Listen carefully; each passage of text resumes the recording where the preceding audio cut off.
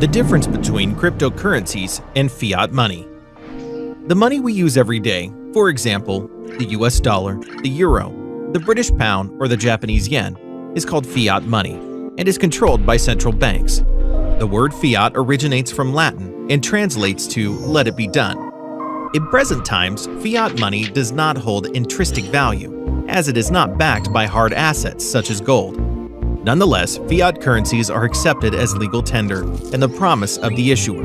In other words, people blindly trust the competence and foresight of central banks. On that, the inventor of Bitcoin, Satoshi Nakamoto, said, "The root problem with conventional currencies is all the trust that is required to make it work. The central bank must be trusted not to debase the currency, but the history of fiat currencies is full of breaches of that trust." The value of cryptocurrencies, such as Bitcoin, is generally based on the amount of energy gone into generating the token. In turn, its issuance is governed by an algorithm that adjusts for difficulty and output. This is done in a process called mining. We will explain more about this in later videos. The maximum supply of most cryptocurrencies is limited. In the case of Bitcoin, there will only ever be 21 million in existence, with the last Bitcoin being mined around the year 2140. The limited supply makes Bitcoin a deflationary asset instead of an inflationary one such as fiat currencies.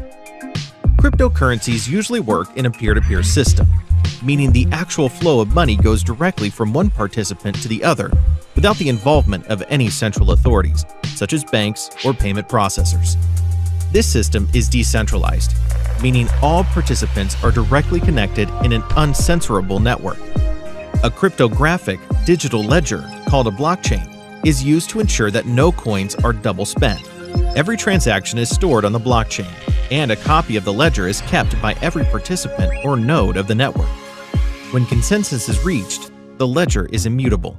An attacker must gain 51% control of the network to manipulate the ledger, which, when considered the massive hash rate of the Bitcoin network, is impossible to achieve without spending more than the value of any potential hack.